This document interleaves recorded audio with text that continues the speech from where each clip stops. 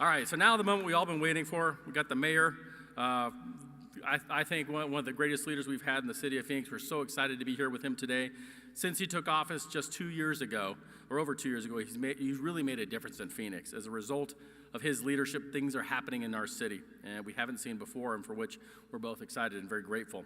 Our community is redefining itself, and our economy continues to gain strength, and already vibrant downtown continues its upward trajectory. Those of us in the business community consider Mayor Stanton to be an asset.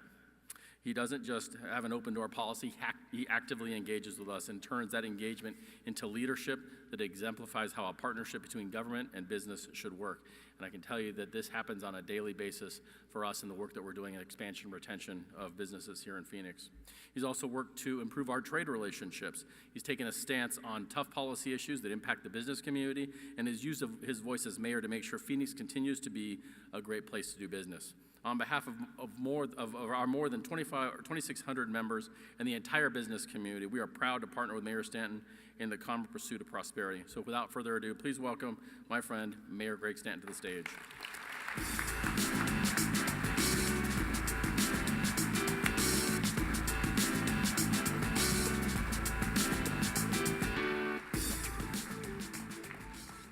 Good afternoon.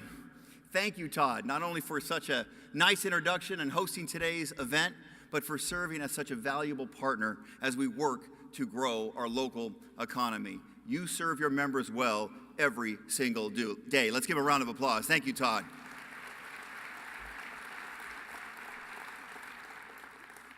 To my wife, Nicole, I couldn't ask for a better partner.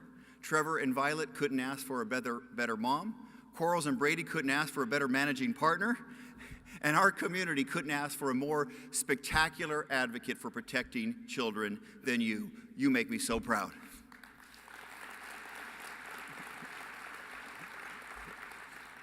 And my mother-in-law, Carol, is here. It means so much to Nicole and I that you took the time to be there. Thank you for supporting us in all we do. We couldn't do it without you, Carol. Let's give her a round of applause. Let's hear it for the mother-in-laws.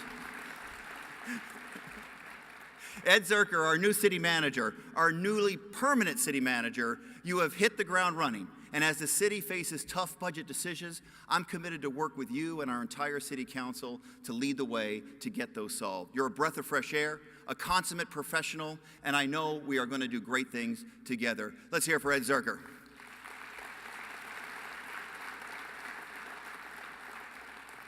Our police chief, Daniel Garcia. When I highlighted the issue last year of school safety at this event, you responded. 1 year later, every Phoenix police officer who patrols during the daytime hours has received the training they need to effectively respond to any emergencies that might happen at our schools. Thank you for getting the job done, and thank you for leading the very best police department in the entire country, Chief Daniel Garcia.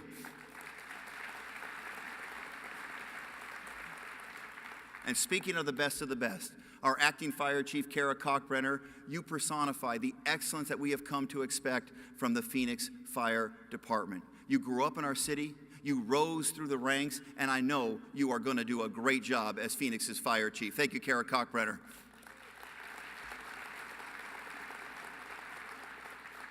And I also want to welcome two of our important trade partners today. Mexico's Consul General, Roberto Rodriguez Hernandez. I am thankful for our friendship and your commitment to building a strong relationship between our two communities. Thank you, Consul General, for being here and your friendship and partnership. And our friends from the north are here as well. Canada's Consul General James Villeneuve is here from Los Angeles. We are so excited to build an even closer working partnership between Phoenix and Canada, our second largest trading partner. Thank you, Council, for being here. And the Vice Mayor is here as well, my friend, Vice Mayor Jim Waring. I am grateful that when you got the invitation to come to today's event, you didn't vote no. He said he thought about it. It's certainly true that we don't always vote the same way, but I have so much respect for you, and I know that you are the right person to head up our human trafficking task force as we prepare to make sure that next year's Super Bowl here is the safest Super Bowl ever. Thank you, Vice Mayor Jim Waring. Every day I am blessed to work with Jim and a great group of people on the Phoenix City Council. Thelda Williams, Bill Gates, Sal DeCiccio, Michael Nowakowski, Daniel Valenzuela, and now 2 new members of the City Council who are already serving Phoenix well, Laura Pastor and Kate Gallego. For 2 years now, we've been working as a team, setting aside our differences to prove that when you put partnership before partisanship, anything is possible.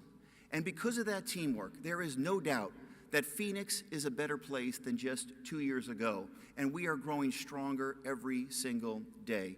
Take a look at our results. When Phoenix hospitals told me that they were being crushed by more than $500 million in uncompensated care costs, our City Council, we led the way. We came up with a creative, bipartisan solution to bring home our fair share of federal health care funds. Our Access to Care ordinance has poured over $300 million into our local economy, erasing deficits, saving good jobs, helping seniors get the care they need, and giving thousands of parents across the state the opportunity to sign up their children for kids' care. Please, thank you. When we asked local businesses, what's the best thing we can do for you? They said, buy from us. When with our shop local policy, the value of procurement contracts to local businesses has climbed from just $50,000 to more than $2.3 million in just the last 2 years. And we've adopted the exact same practice when it comes to local banking. We love all of our banks in the city of Phoenix, but we want to particularly support our local banks. We now have more than $36 million deposited in numerous local banks, including our friends at Alliance Bank of Arizona, which helps Robert Sarver and his team help support even more small businesses and nonprofits in the city of Phoenix. We continue to shape our downtown into a vibrant, walkable, livable community where education, the arts, and commerce thrive. 2 years ago, by creating Downtown Phoenix, Inc., we reorganized the decision-making process to better foster teamwork and creativity. And many of our great events, like Viva Phoenix, are a direct result of bringing that fresh perspective to our downtown. We're finding new and productive uses for older buildings by waiving fees and adjusting permit policies. Adaptive reuse projects are taking off in the city of Phoenix. From Ballet, Arizona, new studio spaces downtown, to Upward Projects, Federal Pizza on Central, to the Warehouse District, where ASU's Herberger Institute of Design has given new life to the community. We're transforming vacant lots into energetic arts and agricultural hubs. Look at what we've done with Phoenix Renews at Central and Indian School, a project so successful that this Sunday, President Clinton and Chelsea Clinton will join us to turn dirt for the Clinton Foundation's 9th Annual Day of Action.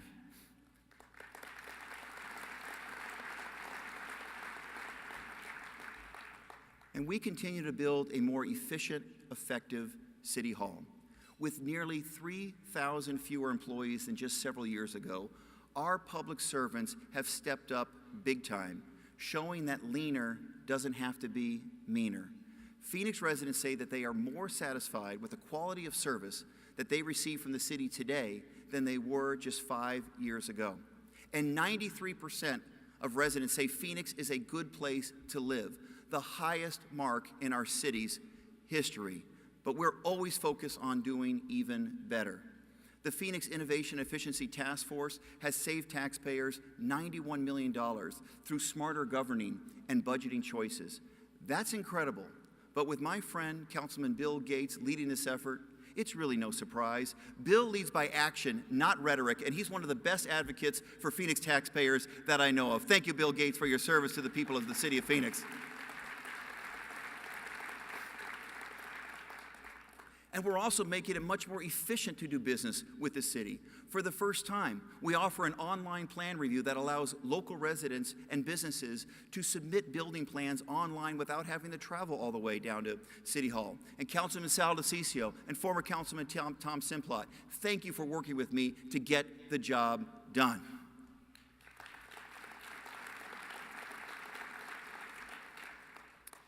And when we saw long-term pension costs rising, we modernized the system. We ended the abusive practice of pension spiking by passing some of the toughest reforms in the country.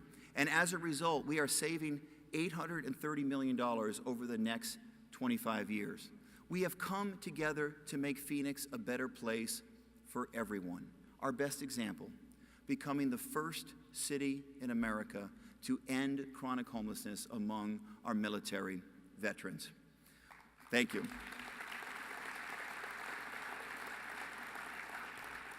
When we took that on more than 2 years ago, in some ways it seemed impossible, and it wasn't easy. But we knew that we had a responsibility to take care of those who have served and sacrificed.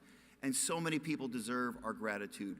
Those who coordinated this effort at the city, state, county, and federal governments, many here in the business community, our friends in the faith community, and our great nonprofits. But there are 3 specific people who are with us today who are absolutely critical, and I'd like them to stand and be recognized for their great, great efforts in ending homelessness chronic homelessness among our veterans. Joan Service, please stand. Sean Price, Shane Groen, thank you, thank you. You are my heroes. You represent the very best of our community. Any community has to offer. I am so proud of you and the team that we put together to get the job done. We have more work to do to end homelessness in other populations, and we will always remain vigilant. But this shows what we can accomplish when we work together. When we passed a comprehensive law to end discrimination on the basis of sexual orientation and disability last year, we did it because it was the right thing to do. But it was also great for our local economy. We earned national recognition as a leader on LGBT equality, and organizations that never would have thought about coming to Arizona are looking to host events and do business in our city. That almost came crashing down with SB 1062, which would have overturned our Phoenix law. I spoke out against it, and with an 8-to-1 vote, our city council asked the governor to veto SB 1062.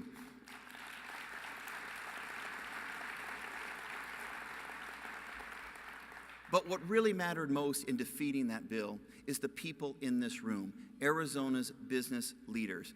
You spoke out against it. You know better than anyone that allowing discrimination in the workplace pushes out the talented people we need and discourages them from coming to Arizona in the first place. You convinced our governor to do the right thing. Phoenix is so grateful that, even though I've said it before, it bears saying again to our friends in the business community, thank you, thank you, thank you. We are greatly appreciative.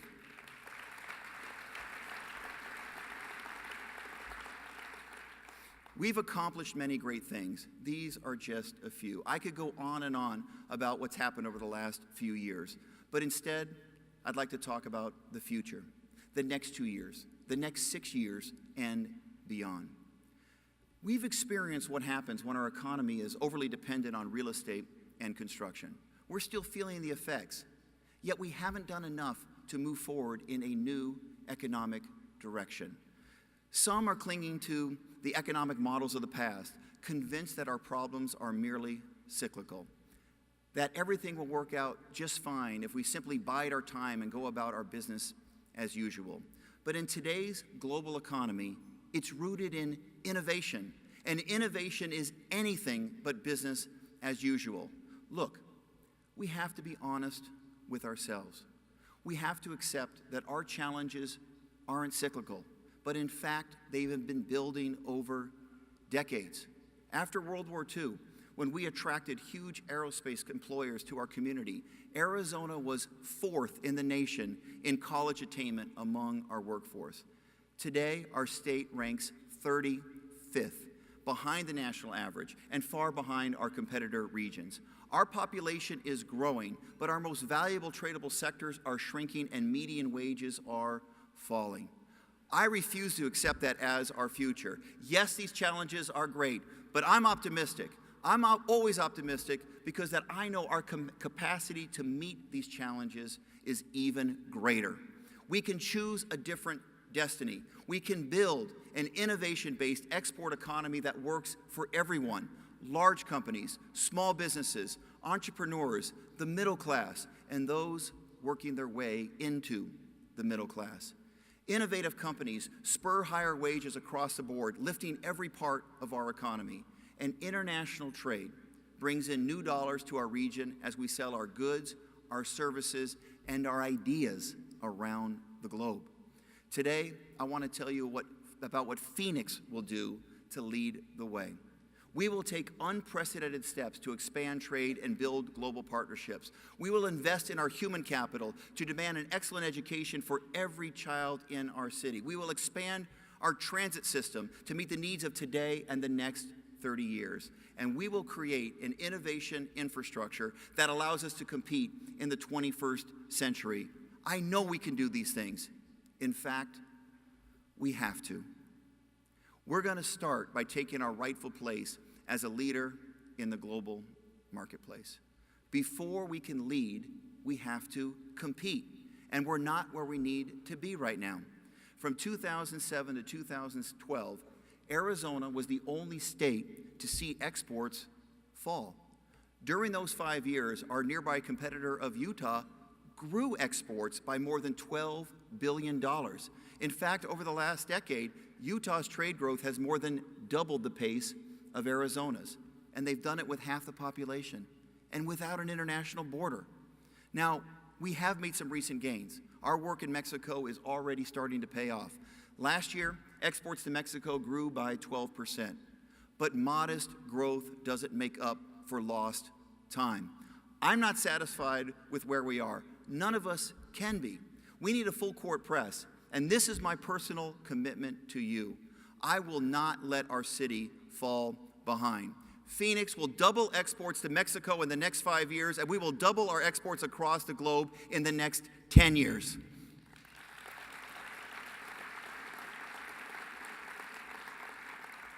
We're already taking steps to get there. We're rebuilding relationships that were strained just a few years ago. It hasn't been easy. But face-to-face meetings with Mexican officials and business leaders matter. That's why I have led 7 trade missions to Mexico, and in the morning, I'll be leaving on number 8.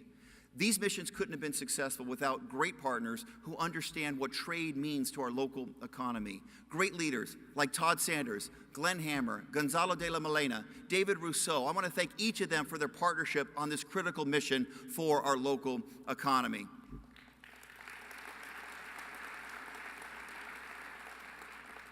And my friend, Councilman Michael Nowakowski, thank you for your leadership that you've demonstrated at the city on this critically important issue as well. Let's give a round of applause to Councilman Nowakowski. Our presence in Mexico has grown, and now we're going to make that presence permanent. Phoenix's first trade office in Mexico City will open very soon. And while we have led the way, we're not going to go it alone. With new regional partners, we're working with the Arizona Commerce Authority because we all know that we could be much more effective if we partner together. We're pursuing opportunities in every market that makes sense. Last fall, Barry Broom and I went to the World Economic Forum meeting in China to make the case for doing business in Phoenix to some of the most influential executives on the planet. And in 2 weeks, I'll be traveling to Canada to explore ways we could do more business with our second leading trading partner. We're working with top experts to craft a comprehensive plan to grow exports, and Phoenix was one of 8 metropolitan areas chosen this year to participate in the prestigious Global Cities Initiative, a joint project of the Brookings Institution and JP Morgan Chase. As part of that initiative, Phoenix will be hosting an international trade summit this upcoming May. We're putting everyone at the table, our local business leaders, ASU, U of A, national experts, officials from Mexico and Canada, so that we can carve out a path and move forward together. To reach our ambitious goals, to double exports to Mexico in 5 years and double all exports across the globe in 10, the city must adapt and provide cutting-edge services that we never provided before. That means we have to help our local businesses prepare to compete on a global scale. For many companies, the idea of trading abroad can be daunting, and those who want to export sometimes don't know how or even begin to know where to look for help. We can change that. That's my goal, to enhance and elevate the export readiness of every Phoenix company that wants to do business abroad. I'll be working with my colleagues, our staff, and the business leaders in this room to develop the city's first ever Export Readiness Initiative. We'll leverage existing resources, strengthen our partnerships with the U.S. Commercial Service and the Arizona Commerce Authority, and most importantly, give every Phoenix business the tools it needs to compete in the global economy. I want business owners to know that you have more than a cheerleader at City Hall. You have a full partner. I'll work with you in every way I can to expand your business, grow your revenue, and create great jobs. Every single one of us has a stake in your success. And your success is why I am so committed to creating an improved export economy.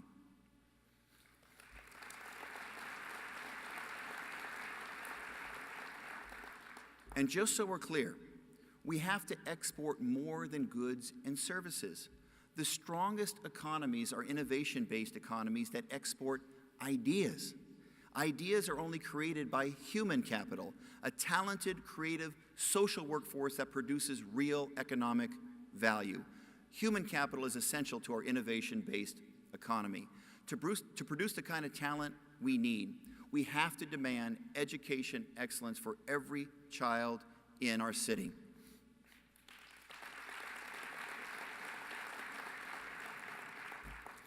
That's why one of the first things I did was to reopen the city's education office to put an emphasis on increasing college attainment and get our kids reading by 3rd grade. We're working with Maricopa Community Colleges, Phoenix Union High School District, and the Valley of the Sun United Way to increase college attainment, particularly among our fast-growing Latino youth population.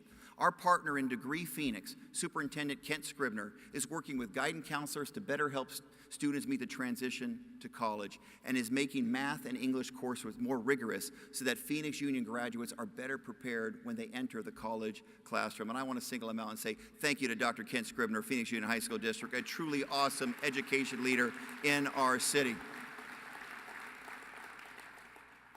A renewed focus on reading is helping us reach at-risk youth. With financial support from the Arizona Diamondbacks, we launched a program last year to put more tutors in neighborhoods where 80% of 4th grade students aren't proficient readers. It's a new program, but we are already seeing great results. Reading proficiency is up for every participant, some by as much as 90%.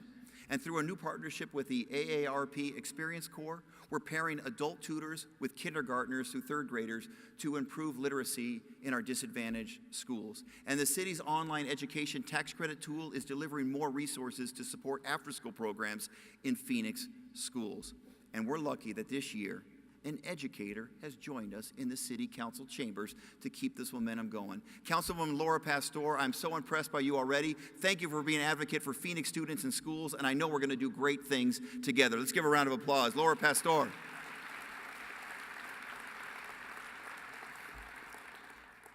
Our council and all of us in this room, we have a lot of work to do because it is no secret that Arizona's cuts to education are nearly the worst in the country.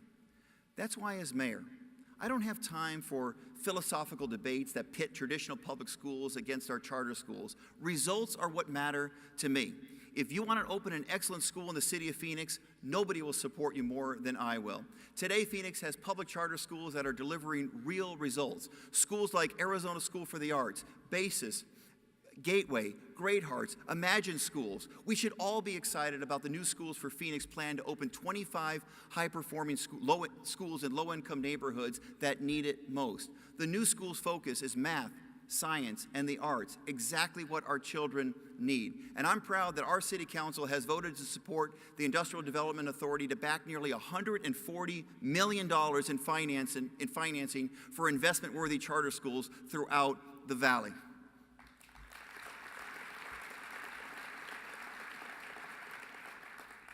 As we help our children early on in their academic careers, we continue to grow the nucleus of higher education and research excellence right here in downtown Phoenix. In just 5 years, more than 17,000 university students will call downtown Phoenix home.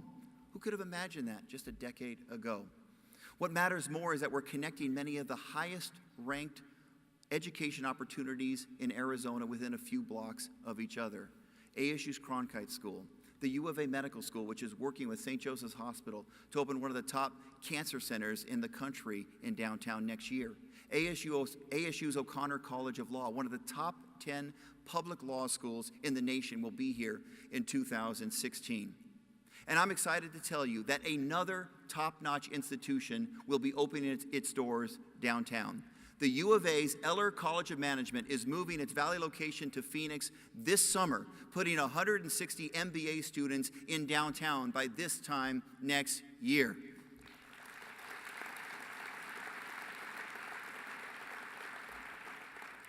We all know Eller as one of the top-ranked public business schools with one of the most prestigious entrepreneurship programs in the country. Just imagine the possibilities for innovation when we put a great business school next door to a great medical school on the downtown biomedical campus. Combine Eller's big data expertise with the medical school's intense focus on healthcare outcomes, and the opportunities to find new ways to address today's healthcare challenges are truly endless.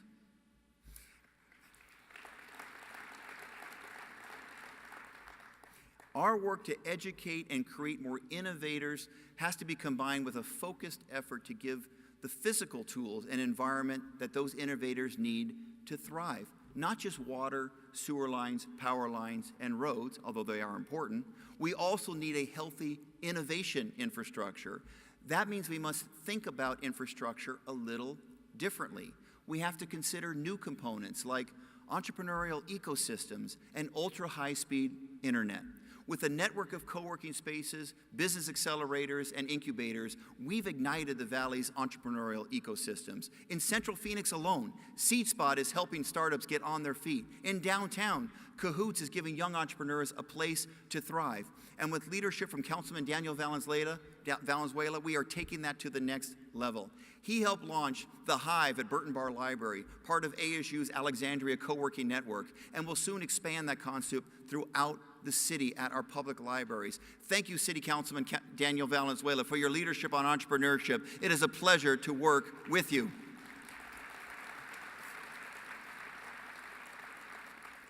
And in partnership with ASU's Global Institute of Sustainability, one of the city's waste transfer stations will host a sustainability incubator for scientists and entrepreneurs in recycling and resource recovery. Here in Phoenix, we get it. We know how important it is to build an environment that gives artists, architects, software engineers, and young professionals the opportunity to work side by side and share ideas. That kind of organic collaboration makes us more competitive and attractive to promising entrepreneurs. And our ability to offer ultra-fast, high-speed internet service is fundamental to our competitiveness. It's about more than downloading movies faster. It spurs innovation and creativity, bringing entrepreneurs together and accelerating economic development. The importance of our innovation infrastructure is why we are working directly with Google to bring its ultra-fast, high-speed fiber network to Phoenix. The Google Fiber Network can deliver speeds up to 100 times faster than the average internet connection for about the same price. Those internet speeds may seem ambitious, but they are a daily reality in Hong Kong, Singapore, Toronto, Barcelona, and they have to be here as well. Thank you, Google, for choosing Phoenix, and we look forward to being our very best partner to bring that high-speed network to our city.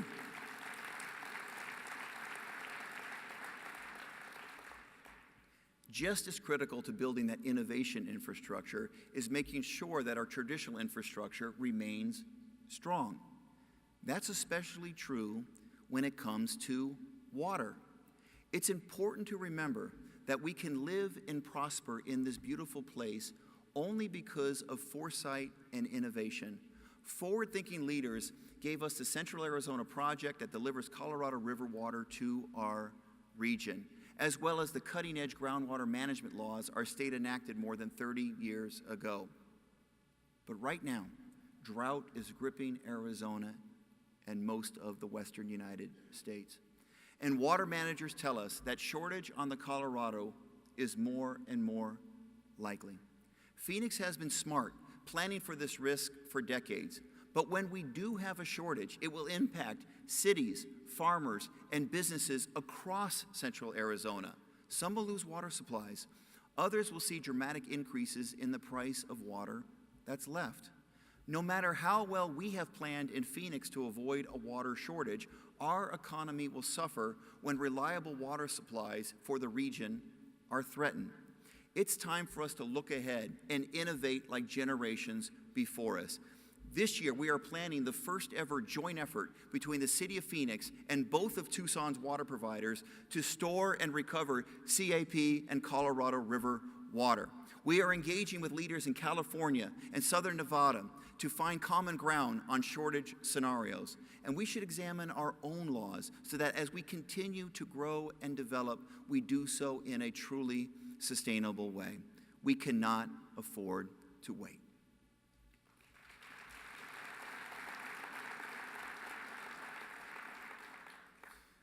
There's one final component to the formula for creating the economy we need: a robust transit system, one that meets the demands we have today and is prepared for the needs we will have in the future.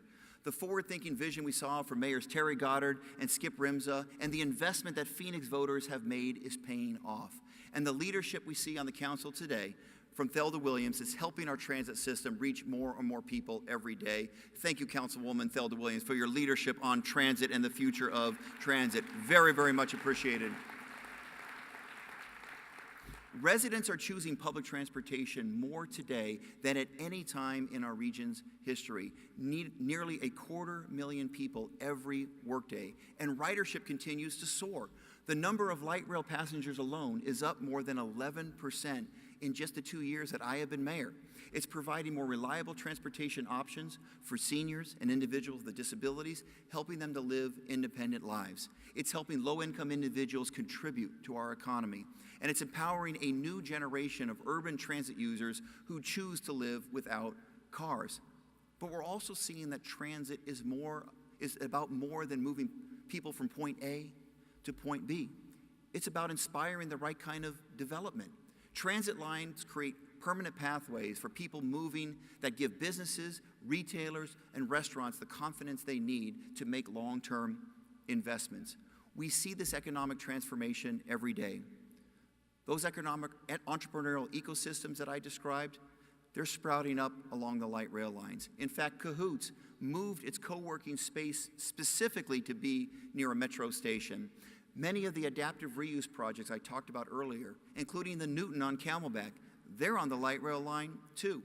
And since 2008, we have seen $7 billion of development investment along the light rail system. The benefits of transit investment don't stop at economic development.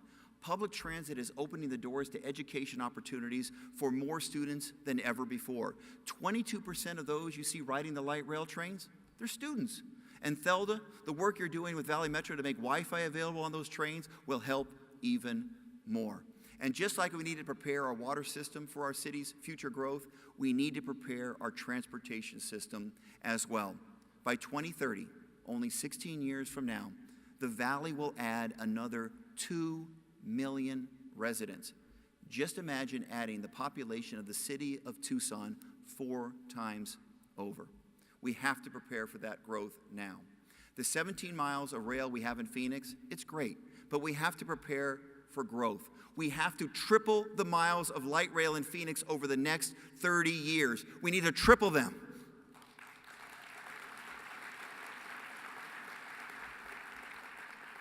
To craft that plan, we're forming a panel of neighborhood leaders, transit experts, educators, economic development leaders to examine the facts and listen to residents about the future that we want. And they're going to make a recommendation to our city council by the end of this year on how we get there. We have to act now, not just because the need for transit is so great and will grow even more, but because Transit 2000 funding expires in just 5 years.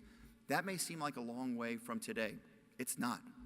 The inability to finance transit growth beyond that 5-year period means that we're stuck in a rut until we have a long-term solution.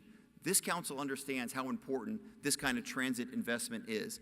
Even in these times of tight budgets, we use local tax dollars to make sure the rail extension to 19th Avenue and Dunlap opens this year. Thank you, Phoenix City Council, for getting the job done on transit expansion.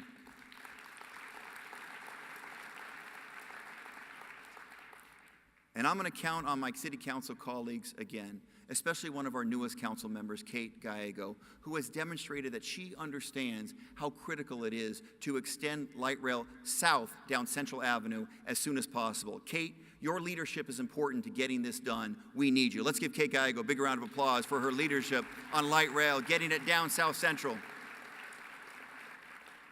We have to take the successes we've seen on our 17 miles of light rail and stretch it to new places, to Metro Center, to North Phoenix. We have to empower even more students and expand access to our downtown campuses to hundreds of thousands more. We have to connect ASU West, Grand Canyon University, our other colleges and technical schools, get them on the light rail too.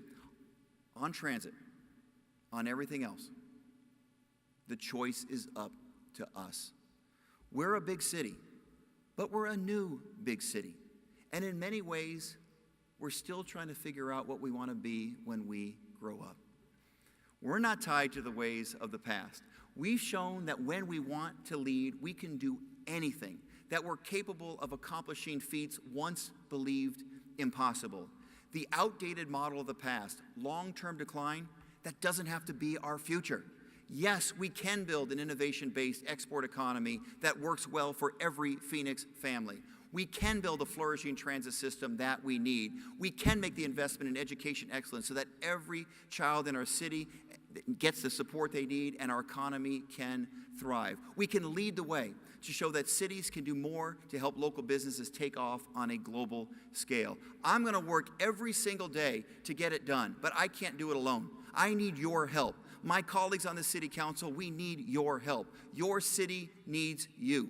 By working together, by putting partnerships before partisanship, we can do anything. Our future is so very exciting. The possibilities are endless.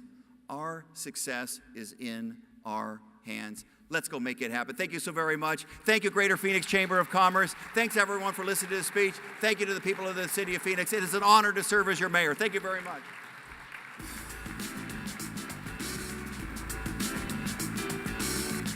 Mayor, thank you so much for your leadership, for growing our economy every single day.